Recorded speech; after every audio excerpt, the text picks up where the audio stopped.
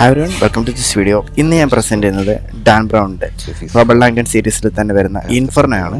തലയ്ക്ക് വെടിയേറ്റ് ഒരു അർദ്ധരാത്രി ഇറ്റലിയിലെ ഫ്ലോറൻസിൽ ഉറക്കമുണ്ടായിരുന്ന ഹവാർഡിലെ സിംബോളജി പ്രൊഫസർ റോബർട്ട് ലാംഗ്ടൺ തനിക്ക് കഴിഞ്ഞ 36 മണിക്കൂറിൽ നടന്നു വന്നു ഇൻക്ലൂഡിങ് താൻ എന്തിന് ഇറ്റലിയിൽ എത്തി എന്നതുൾപ്പെടെ ഓർമ്മയില്ലെന്ന് ഒരു ഞെട്ടലോടെയാണ് തിരിച്ചറിയുന്നത്. കഥയുടെ സസ്പെൻസിലേക്കൊന്നും പോകാണ്ട് തന്നെ ഒരു ഔട്ട്ലൈൻ പറയുകയാണെങ്കിൽ, ഇങ്ങനെ എത്തുന്ന റോബർട്ട് ലാംഗ്ടനെ സഹായിക്കാൻ വേണ്ടിയിട്ട് ഒരു സിയന്ന ബ്രൂക്സ് എന്ന് പറയുന്ന ഒരു ലേഡി ഡോക്ടറുണ്ട്.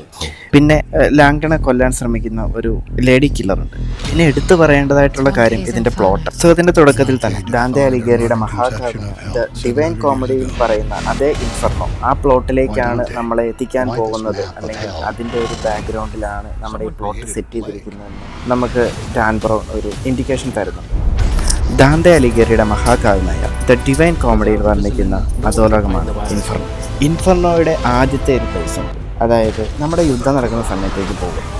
ദൈവവും ചെകുത്താനും തമ്മിലുള്ള യുദ്ധം നടക്കുന്ന സമയത്ത് കുറേ ആളുകൾ ദൈവത്തിൻ്റെ കൂടെ നിന്നു, കുറേ ആളുകൾ ചെകുത്താൻ്റെ കൂടെ, കുറച്ച് ആളുകൾ മാത്രം രണ്ട് പക്ഷത്തും ഇല്ലാതെ മാറുന്നു. അപ്പോൾ ഇവരുടെ ഉദ്ദേശം എന്ന് പറയുന്നത് ജയിക്കുന്ന ആളുടെ പക്ഷത്ത് ചേരുക എന്ന് പറയുന്ന ഐഡിയോളജിയാണ്.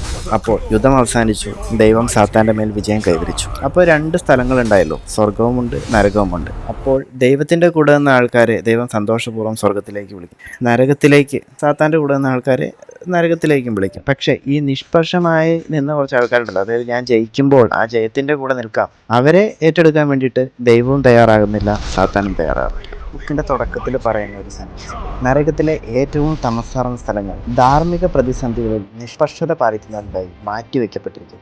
ഡാന്റെയുടെ പോയട്രിയിൽ നമുക്ക് ഇൻഫെർണോയിലും അതുപോലെ ഹെവനിൽ തന്നെ നമുക്ക് 9 സ്ഫിയേഴ്സ് എന്ന് പറയുന്ന ഒരു ലോജിക്ക് നമുക്ക് കാണാൻ പറ്റും. ഒരു ലിറ്ററേച്ചർ പോയിന്റ് ഓഫ് വ്യൂവിലുള്ള ഒരു പ്ലോട്ടിനെ നമുക്കൊരു ആക്ഷൻ ത്രില്ലർ പ്ലോട്ടിലേക്ക് കണക്ട് ചെയ്ത് വായിക്കാൻ പറ്റുന്നത് റിയലി ഇൻട്രസ്റ്റിംഗ്. കോമഡി എന്ന് പറയുന്ന ലിറ്ററേച്ചർ പോയിന്റ് ഓഫ് വ്യൂവിൽ വളരെ മീനിങ് ഫുൾ ആയിട്ടുള്ള ഒരു പോയട്രിയാണ്. അപ്പോൾ അതിനെ പറ്റിയിട്ട് തന്നെ സംസാരിക്കാൻ നമുക്ക് ഒരുപാട് സമയം ആക്ച്വലി വേണം.